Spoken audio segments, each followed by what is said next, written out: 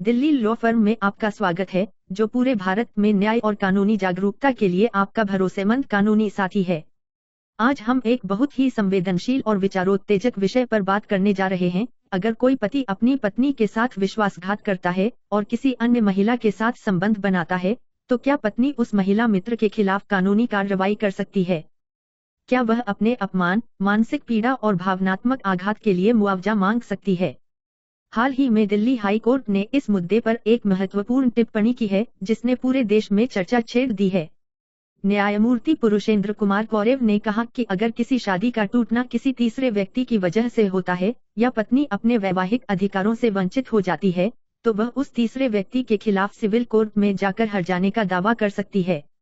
इस टिप्पणी ने यह बड़ा सवाल खड़ा कर दिया है कि क्या विवाह में हुई भावनात्मक चोट और धोखे की भरपाई कानून के तहत की जा सकती है।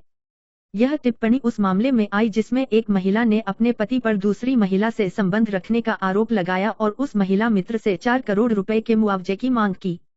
हाईकोर्ट अब यह तय कर रहा है कि क्या किसी तीसरे व्यक्ति को किसी की शादी तोड़ने के लिए कानूनी रूप से जिम्मेदार ठहराया जा सकता है।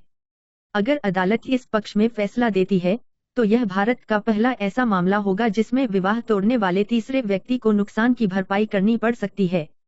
साल 2018 तक व्यभिचार भारतीय दंड संहिता की धारा 497 के तहत एक अपराध था, लेकिन जोसेफ शाइन बनाम भारत संघ के ऐतिहासिक फैसले में सुप्रीम कोर्ट ने व्यभिचार को अपराध नहीं माना, यह कहते हुए कि यह नैतिक रूप से गलत हो सकता है, लेकिन इसे अपराध नहीं कहा जा सकता।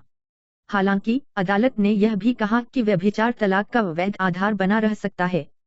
अब दिल्ली हाई कोर्ट ने इसमें एक नया पहलू जोड़ा है कि भले ही व्यभिचार अपराध न हो, लेकिन अगर कोई तीसरा व्यक्ति जानबूझकर किसी की शादी तोड़ता है, तो उसके खिलाफ सिविल कार्रवाई की जा सकती है।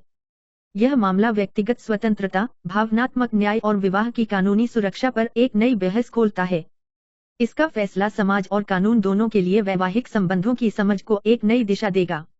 दिल्ली लॉ फर्म में हमारा उद्देश्य ऐसे विकसित होते कानूनों के बारे में जागरूकता फैलाना है, ताकि हर नागरिक अपने अधिकारों और कानूनी उपायों को समझ सके, खासकर तब जब बात भावनात्मक या वैवाहिक अन्याय की हो।